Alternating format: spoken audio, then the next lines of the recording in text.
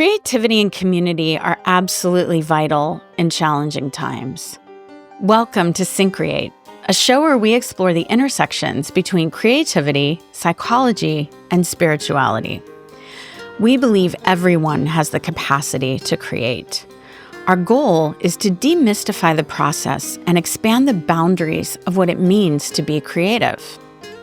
We talk with visionaries and change makers and everyday creatives working in a wide range of fields and mediums, from the arts to science, technology, and business.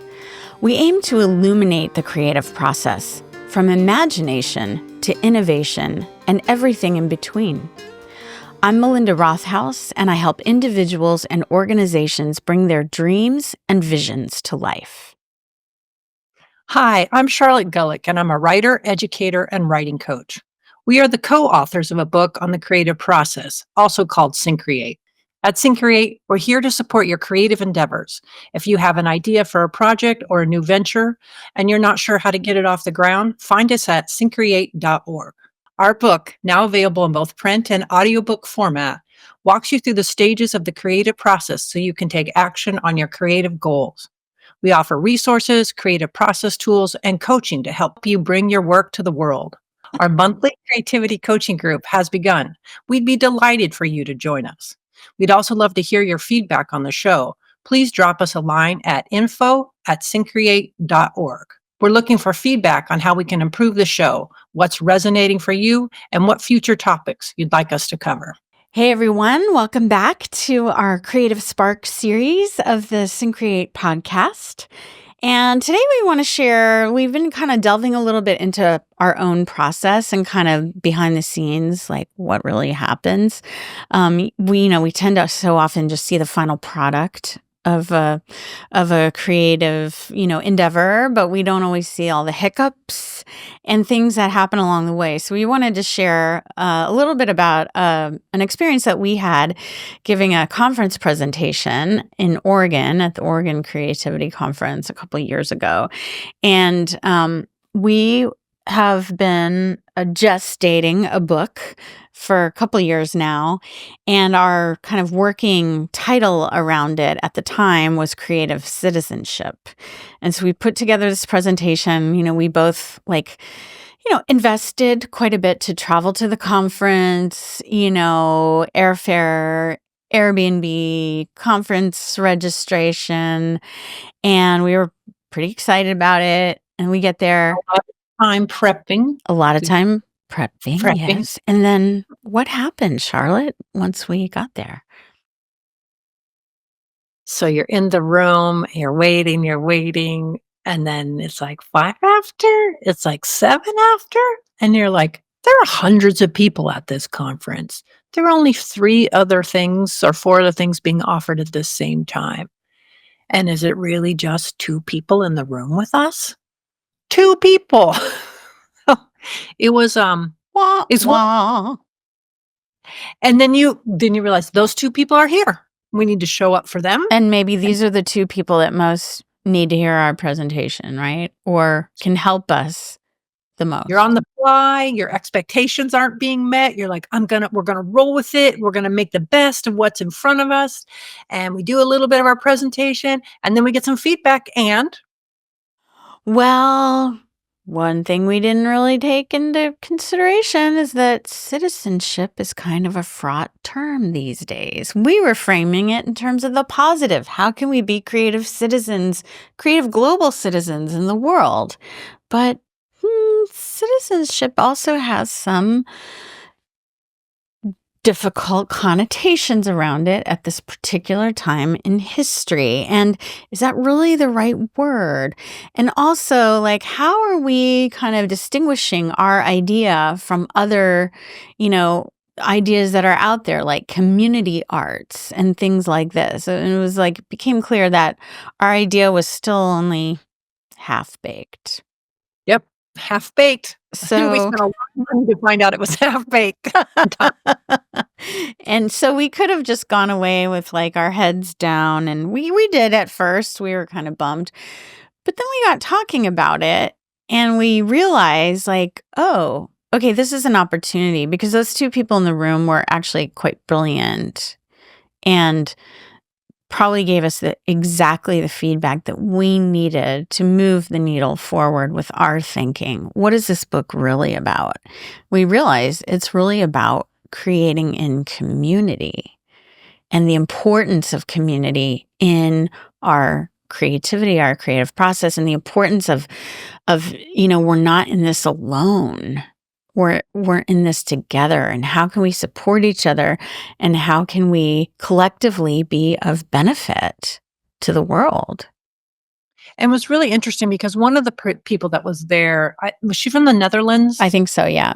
Yeah, and she had come to the conference and she'd come to our presentation because she was doing a study that if people do creativity, like arts and community centers, are they more likely to be civically engaged?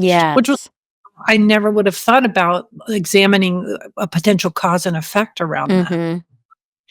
Yeah, I think that it was so insightful for us to see that it's so much like the creative process. Is you work and you work and you work, and then you share it, and then iterative, you get feedback, and that our intentions were very good, but the impact was not what we wanted it in that way. Well, and our thinking needed to evolve, Yeah. right? And I remember we were driving up to Portland afterwards and we were like really brainstorming, like, okay, what does this mean? How can we move forward? Like, what do we need to like really reconsider here? Um, so part of this is about like, how do we receive feedback, right? Because our creative work can feel very vulnerable and it can feel like our baby. And then if we receive feedback, it can feel like someone's like trashing our baby, you know, which is a terrible feeling. So how can we receive that with like self-compassion and know that if someone, we've talked about this before, but if someone took the time to give us that kind of feedback, showed up to our presentation, then there's something valuable there. And how can we um, incorporate that and to make the thing better that we're working on? And I think it circles back to the discussion about impermanence. Like we were in the present moment and things were not as we expected them to be. And yet there was so much for us to learn. We got to be together in a beautiful place. Ashland's incredible. And you did one of your first recordings for the podcast as a novice, I think. Right. Yeah, so I took my rudimentary equipment, which consisted of basically my iPhone and a recording device and a couple microphones. We set up in the living/dining room of the Airbnb where we were. There were issues with like lighting and background, and I ended up setting up the phone in vertical mode rather than horizontal mode. So it, gave our editors a run for their money, but we pulled it off, and it was the creative process like at work. Okay, we're experimenting, we're trying things. This feels a little dicey. Is this going to come out? Did we hit record? Like all these things. And yet it did. And if you'd like to check it out, it's episode 7, where we were talking about Syncreate and the Syncreate process. So it came together and, it was a step in our learning journey of this show. And so there you go.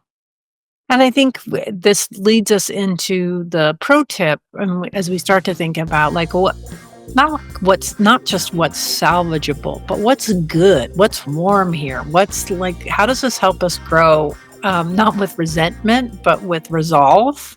I Yeah. think that's a really interesting thing to be thinking about. So, we've talked about it before, but just reminding folks that is there something that we're working on and we can ask for feedback? And can we listen with curiosity and not certainty? And it's very challenging to move away from either or thinking like it's good or it's not, versus it's maybe in this middle ground where it's got some real strengths and it's got some flaws, and here's some ways that you might consider growing it.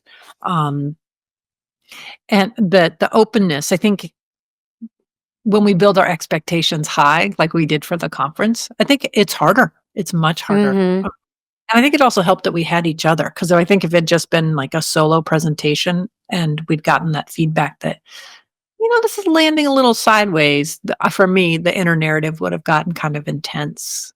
So to externalize it was really helpful. Yeah, and again, humor, humor, humor. Can we laugh at ourselves? So, Yes. Yeah. great. Find us and connect with us on YouTube and social media under Syncreate. And we're now on Patreon as well. If you enjoyed the show, please subscribe and leave us a review. We're recording today from Record ATX Studios in Austin, with Charlotte joining us from the Hudson Valley. The podcast is produced in collaboration with Mike Osborne at 14th Street Studios.